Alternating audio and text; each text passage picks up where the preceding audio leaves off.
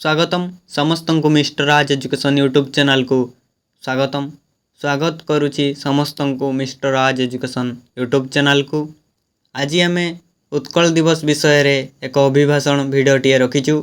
जदि भिडियोटी भल लगिला ताले निश्चित भाव में गोटे लाइक शेयर कमेंट एवं सब्सक्राइब करने पर भूलिबे नहीं। चलंतु भिडियोटी आरंभ करिबा। उठरे उठरे उत्कल संतान उठिबु तु केते दिने पूर्व गौरव पूर्व साहस पड़िबो कि केबे मने। अबीर पर्वर मधुर महकरे बास्नालित उदीर बसंत चैत्रर चैताली रे हजि जाए मग्न हुए ए पृथ्वी प्रत्युष प्रदशरे दीपहरर झांझीरे मन जेते बेले झरी पड़े सेते बेले क्षणिक आनंद पाई चैत्रर चैताली को आपणे नहीं आमे अभिभूत हो जाऊ सही मधुर महकरे।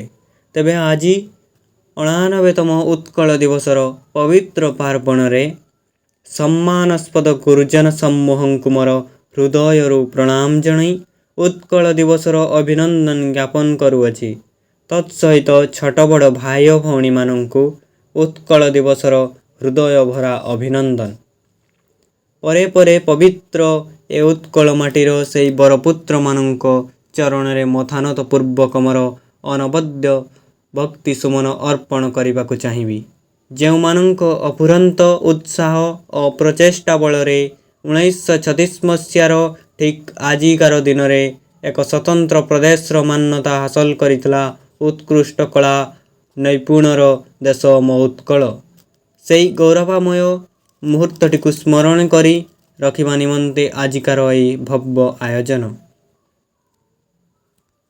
मो ओडिशा माटी मो ओडिशा प्रीति शांति मैत्री मुक्ति मो जीवन धन्य धन्य मो ओडिशा श्रेष्ठ मो ओडिया जाति सुजला सुफला शस्य श्यामला मंदिर मालिनी उत्कल जननीर पद पद्मरे मोर कोटि कोटि प्रणाम।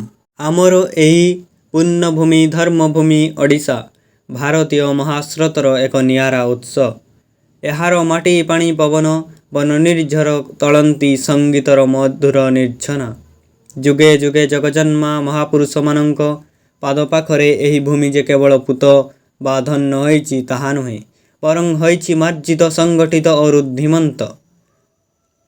उड्र कलिंग त्रिकलिंग तसड़ी कंगद और ओडिशा नाम परिचित आम राज्य उत्कृष्ट कलारे परिपूर्ण होइथिबारु ना तार उत्कल। पौराणिक मतरे महाभारत कहे कलिंग कौरव पक्षर युद्ध लड़ीला। वैदिक मतरे यजुर्वेद कल्पसूत्र कहे कलिंग थिला एक भिन्न एवं अनन्य सभ्यता। आउ किंवदंती कहे उत्कल कला संस्कृति और वाणिज्यर एक उत्कृष्ट स्थान थिला।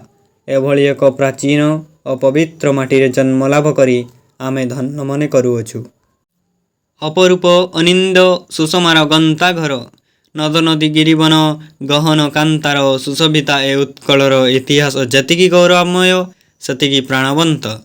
भौगोलिक सीमारेखा तार थिला गंगा ठारू गोदावरी जाए परिव्याप्त कलजार परिपूर्ण रत्नर भंडार समग्र भारत भूखंडर एक वैभवशाली राज्य रूपे परिगणित हेउथला ए उत्कल। एहार महानता स्पष्ट रूपे प्रतिपादित हुए। ए माटी ए उत्कलर माटी दिने चंडाशक को परिवर्तन करितला धर्माशकरे। ए उत्कल माटीर पुओ दिने अनंत सागर कलरे बैत मेलाई जाउथिला सुदूर जाभा बाली आउ बन्य आदि दीपकु आउ नहीं आसुथिला अमाप धन आउ रत्न त्याग तपस्या और आत्म बलिदानर क्षेत्र ए उत्कल भूई। किंतु दुख आउ परितापर विषय एही जे एकदा कला संस्कृति वाणिज्य व्यवसाय धर्म तथा सामाजिक परंपरार एक उत्कर्ष क्षेत्र रूपे परिचित उत्कल दिने सम्मुखीन हेला विपर्ययर। प्रथमे भूलुंठित हेला तार स्वाधीनता धीरे धीरे तार सामाजिक निरापत्ता भाषा और संस्कृति सबू किछि विपन्न हो पड़ा। संकुचित होई आसिला तार भौगोलिक सीमा सरहद। दीर्घ दिन धरी पराधीन तार स्वीकार हेला आम उत्कल। दीर्घ दिन धरी राजतंत्रर चकतले दलित एवं निष्पेषित होई आसुथिबा प्रजा माने स्वाधीनतार उपलब्धि करथिले। पुणी थरे 1936 मसीहा एप्रिल 1 दिन ଶାସକ ଓ ଶାସିତ ମଧ୍ୟରେ ଥିବା ଭେଦଭାବର ପ୍ରାଚୀର ଭାଙ୍ଗି ଯାଇଥିଲା ଖଣ୍ଡ ଖଣ୍ଡ ହୋଇ। ଉତ୍କଳ ଜନନୀର ସନ୍ତାନ ରୂପେ ସମସ୍ତେ ନିଜକୁ ଗର୍ବିତ ଏବଂ ଗୌରବାନ୍ୱିତ ମନେ କରିଥିଲେ। ବାସ୍ତବିକ ଗଡ଼ଜାତ ରାଜ୍ୟଗୁଡ଼ିକର ମିଶ୍ରଣର ସ୍ମୃତି ପ୍ରତ୍ୟେକ ଓଡ଼ିଆମାନଙ୍କୁ ଆନନ୍ଦ ବିଭୋର କରିଥିଲା ସେଦିନ।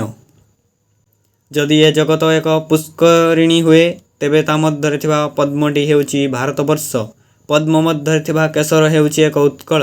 ମୁଁ ଭାରତର ଯେଉଁ ସ୍ଥାନରେ ଥାଏ ନା କାହିଁକି, ମୁଁ ଭାବିବି ଯେ ମୁଁ ନିଜ ଦେଶରେ ଅଛି। ଭାରତବର୍ଷର ନଦୀ, ନାଳ, ପୁଷ୍କରିଣୀର ଜଳ ପବିତ୍ର। ସବୁ ମନ୍ଦିର ଶ୍ରୀଧାମ। ମୋ ଦେଶ ହେଉଛି ଶିଳା ଓ ଶାଳଗ୍ରାମ।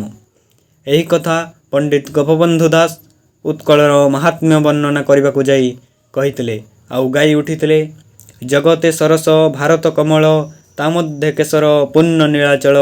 ଥିଲେ ଯହିଁ ତହିଁ ଭାରତ ବକ୍ଷରେ, ମଣିବି ମୁଁ ଅଛି ଆପଣା କକ୍ଷରେ। ସକଳ ସଲିଳ ପଞ୍ଚତୀର୍ଥ ଜଳ, ସର୍ବ ଧର୍ମାଳୟେ ମୋର ପୂର୍ଣ୍ଣ ନୀଳାଚଳ। ମୋ ଦେଶ ଭାରତ ଶିଳା ଶାଳଗ୍ରାମ, ପ୍ରତି ଧର୍ମାଳୟ ପୂର୍ଣ୍ଣ ପୁରୀ ଧାମ। ଉତ୍କଳ ପ୍ରଦେଶ ଗଠନରେ ଯେଉଁ ବରପୁତ୍ରମାନଙ୍କ ଅବଦାନ ରହିଛି, ସେମାନଙ୍କ ମଧ୍ୟରୁ ଉତ୍କଳ ଗୌରବ କୁଳବୁଦ୍ଧ ମଧୁସୂଦନ ଦାସ ଥିଲେ ଅନ୍ୟତମ। ସେ ଉତ୍କଳ ସମ୍ମିଳନୀ ପ୍ରତିଷ୍ଠା ମାଧ୍ୟମରେ ଓଡ଼ିଆମାନଙ୍କୁ ଏକଜୁଟ କରି ସ୍ୱତନ୍ତ୍ର ଉତ୍କଳ ପ୍ରଦେଶ ଗଠନ ନିମିତ୍ତ ଆନ୍ଦୋଳନ କରିଥିଲେ। ଏହି ଆନ୍ଦୋଳନକୁ ଓଡ଼ିଶାର ବହୁ ଜଗଜନ୍ମା ବରପୁତ୍ର ପରିପୃଷ୍ଟ କରାଇଥିଲେ। ସେମାନଙ୍କ ମଧ୍ୟରେ କୃଷ୍ଣଚନ୍ଦ୍ର ଗଜପତି, ଗୌରୀଶଙ୍କର ରାୟ, ଫକୀର ମୋହନ ସେନାପତି, ଗୋଦାବରୀ ମିଶ୍ର ଆଦି ପ୍ରଧାନ। କିନ୍ତୁ ଦୁଃଖର ସହିତ କହିବାକୁ ପଡ଼ୁଛି, ଆମେ ଅନ୍ୟ ରାଜ୍ୟ ଅପେକ୍ଷା ବର୍ତ୍ତମାନ ବହୁ ପଛରେ ପଡ଼ି ରହିଛୁ। ସବୁ ଥାଇ ଆଜି ଆମେ ଗରିବ, ଭୋକିଲା ଓ ପଛୁଆ।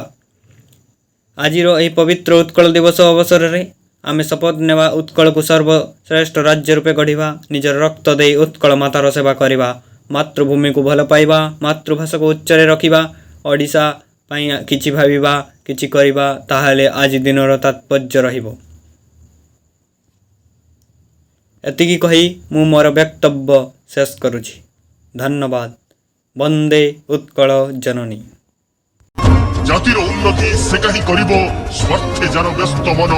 ଶାଗୁଣା ବିଲୁଆ ଚିକିତ୍ସକ ହେଲେ ସାମକି ପାଇବ ପ୍ରାଣ। ଭିଡ଼ିଓଟି ଦେଖିଥିବାରୁ ସମସ୍ତଙ୍କୁ ଧନ୍ୟବାଦ। ଭିଡ଼ିଓଟି ଭଲ ଲାଗିଥିଲେ ନିଶ୍ଚିତ ଭାବରେ ଲାଇକ୍, ସେୟାର, କମେଣ୍ଟ ଏବଂ ସବସ୍କ୍ରାଇବ୍ କରିବା ପାଇଁ ଭୁଲିବେ ନାହିଁ। ଧନ୍ୟବାଦ।